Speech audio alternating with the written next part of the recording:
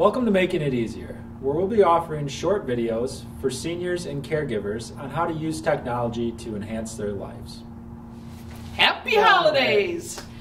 Today we're doing a special segment on how to set up and take ownership of your device. A lot of people are getting holiday gifts this season that are technology, a tablet, a phone, a computer. We're going to go step by step on how to set up an iPad today so that it becomes your device and something you can truly use to help maintain your independence and enhance your life. Before we get started, we'd like to take a special moment to thank our sponsors. Because of their generous support, we're able to have the iPads you see here today that we'll be teaching you how to use, and that are also available for older adults to come to the area agency to use to learn technology better. Our sponsors were Meyer, Wyoming Senior Center, and Healthcare Associates Community Caregivers. Thank you for your support. If you'd be interested in coming in to try out an iPad, learn how to use it, get some practice on it, maybe before making the decision to buy it, feel free to contact us. You can call us at 616-456-5664 or email us at makingtecheasier@gmail.com. So when you first get your device and open the box, the first thing you're going to see is the iPad or tablet. It's going to look like this. It's going to have a thin silicone plastic sheet over it. And notice that when you have this, it does not have a protective cover. If you do not have one already, that would be something good to have. It helps protect your device if you drop it from scratches, and it helps make your device more accessible by providing stands and on an incline so you're more easily able to use your device. You do not want to try and keep this plastic on here as a method of having a screen protector. It does not function that way, and it'll actually inhibit your ability to use your iPad properly. The next thing you're going to see is your charger. This is what you're going to use to charge your device.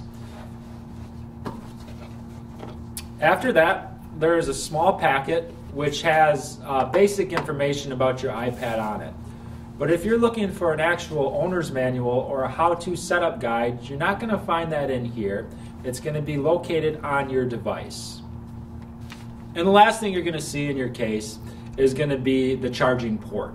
This is what you're going to use to hook up and be able to charge your device.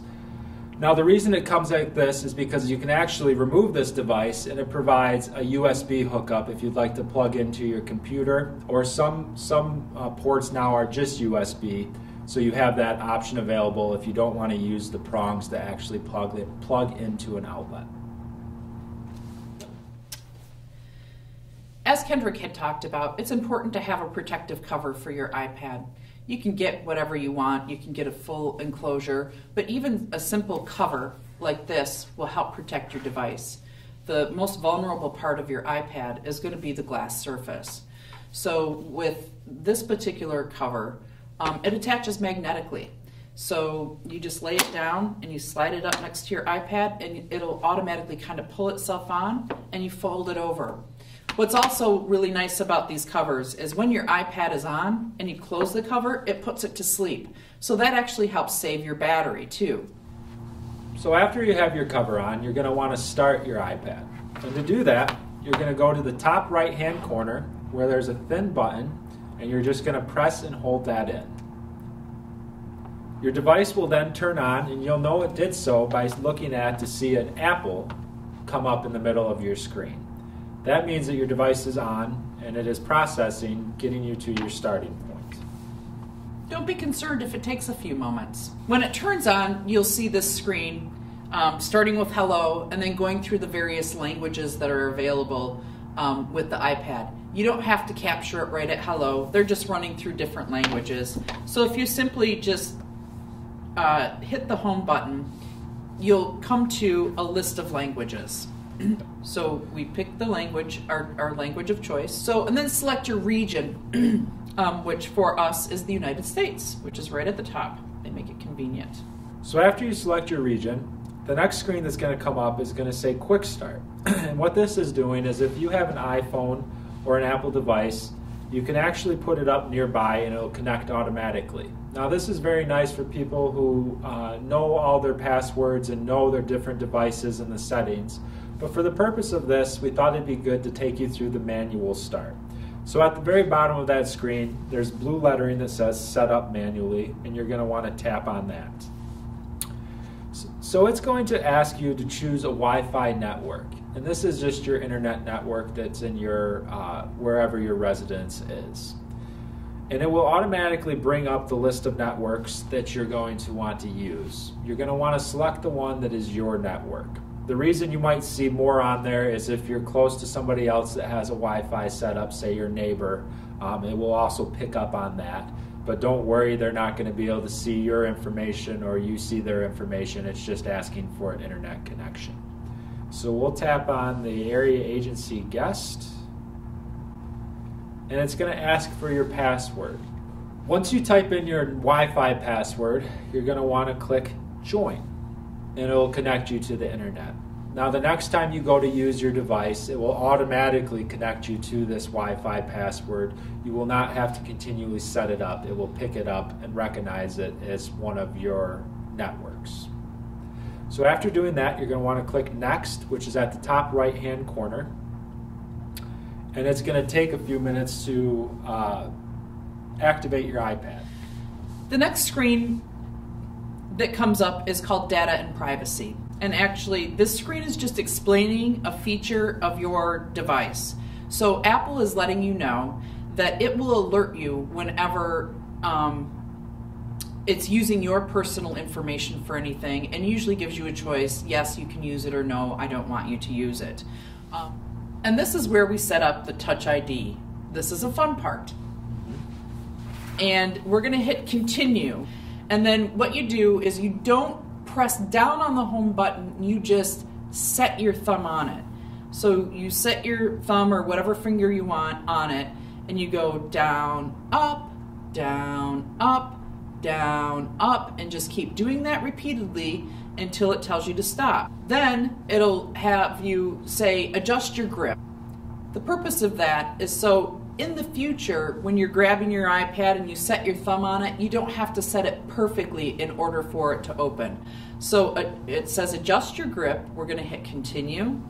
And then you're just going to keep going up, down, trying to move your thumb a little bit as you're doing it so that it's, if you don't do it perfectly, it'll show up. So now it says Touch ID is complete, and we'll hit continue. Later in settings, you'll be able to put more fingers in there, or if you want to share it with your partner or spouse, they can put their fingerprint in there and then they're able to open it as well. The next one you're going to be asked is to create a passcode. And this offers additional security on top of already your Touch ID and can be used to unlock your iPad if you'd like, or access different information. So when you're making this passcode, you're going to want to make sure that you're the one making it. You're not having somebody else set it up for you. It is also a good idea to write down what your passcode is and keep it in a secure location. Don't place it on your fridge or where it's easily accessible by somebody that was in your home or residence. You're going to want to make sure that it's personal information and store it as such. So when creating your passcode, really it's whatever you find easiest to remember for you, but it's not so easy that somebody can easily access it. The first option that you're given is a 6-digit passcode. For some people, that might be too much for them to be able to create one and to remember it. So if you go to passcode options, you can actually create one that's just letters, letters and numbers, a custom code, or a 4-digit numeric code. For today's lesson, we'll be going with the 4-digit numeric code. Then it will ask you to re-enter your passcode. If they match, then you're good to go. Next, you're going to be asked for apps and data. And what this is looking to do is just more or less how to set up your iPad. For today's lesson, we're going to be going to set up as a new iPad, so it'll take you through all the steps of receiving a new device. But if you do have an Android device, an iCloud account, or an iTunes backup account, this is where you'd want to tap on that to be able to load that information you have. And what that can include would be past numbers, past if you had songs, music, photos. This would be the place where you would be able to upload those. But for today's, as this is a new device, we'll be going to set up as a new iPad. So next it's going to ask for your Apple ID. Now it's very important that you are the one setting this up, because this is what's going to be asked when you are going to either purchase an app, music, or banking information, credit card information. Pretty much any purchase or important information you have that you're going to access on this device, it's going to ask for your Apple ID and password to access it and be able to perform that. The reason it does that is it's an extra security built-in measure to make sure that you're protected and you're the one actually making these purchases. If you currently do not have an Apple ID, what's important is for you to establish an email address. You may already have one. You may have a Yahoo account, a Gmail account, even an AOL account. Those are all great. If there's an email that you use, you can use that as your Apple ID, all right? But what's important is to make sure you know what the password is to that email account. For example, if you have a Yahoo account, can you log into yahoo.com and put in your email address and password and get to your email account? That's important. Kendrick and I, for making it easier, have our own email address.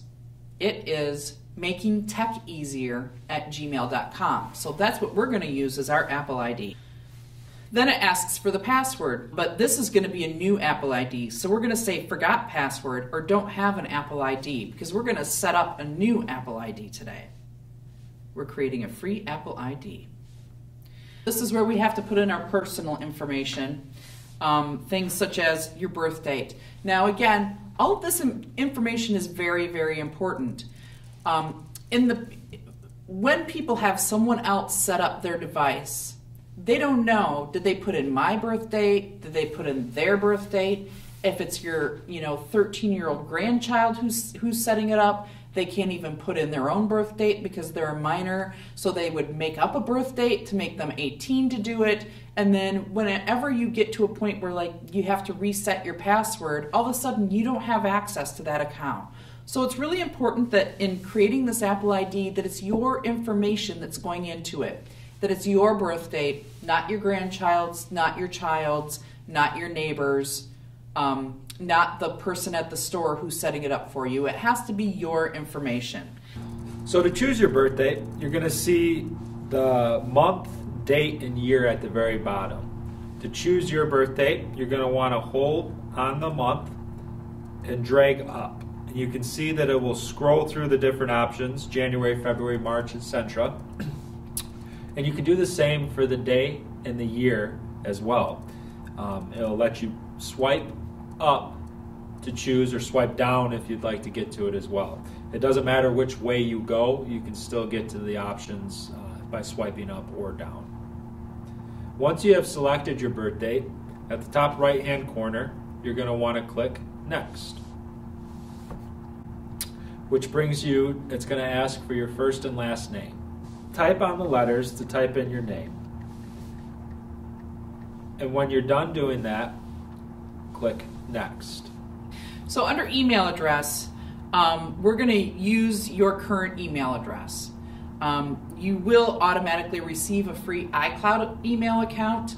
Again, that's going to be associated with your Apple ID, but let's use your current one so that, again, if at any time you're ever locked out of your Apple ID, you don't also lose access to your email. So let's use our current email address. And again, that was for us, making tech easier.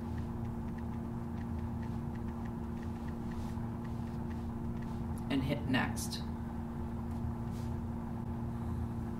And here's where we create a password. Now again, this is another important component of that Apple ID because it doesn't work without the password. You got your email address set. Now you need to create a good secure password that you are going to take that information and store it where you store your other important documents. So in your file cabinet, in a lockbox, in a safe. somewhere where it's going to be safe and you have access to it when you need it. You don't want to carry it around in your wallet. You don't want to, carry it around in your purse, because if those things were ever lost, all of a sudden people have access to important, private information on your devices, or even maybe, you keep a password book, and people would have access to your account. So you want to make sure you lock that away safe, and that only you and perhaps your partner or spouse know about it. So for the Apple ID, it requires it to be at least 8 characters long, to have 1 capital letter and 1 number as part of the password. So we already decided what our password was going to be, and we're going to put that in.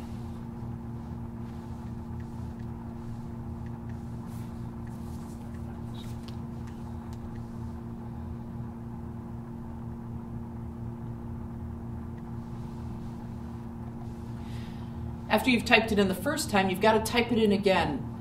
It's got to match, so it won't let you move forward until both the password you put in, that you can type it in twice the same way. Again, this ensures that you're not creating an... So this next screen is a pretty important one. It's asking for a phone number. Now, if you have a mobile phone that receives text messages, you can go ahead and put that number in there. And then in the event that you're locked out of your iPad for any reason, you'll get that a number that unlocks your device sent to your phone through your text messages. If you don't have text messages, or you only have a landline, then you'll want to put that phone number in. So we're putting in a phone number that's not a mobile phone. We're using one of our agency phone numbers for that. And then it says verify using, we're going to choose phone call because we can't receive text messages at our office phones. And that way we would receive a phone call that would have a voice message giving us that 6-digit code that we need to be able to unlock our device in the event that it gets locked. So we're waiting for that phone call to come in that gives us the 6-digit numbers that verifies that this is the Apple ID we're going to use with this iPad. You'll get your own unique identifier. Excellent. Now that we're in our iPad,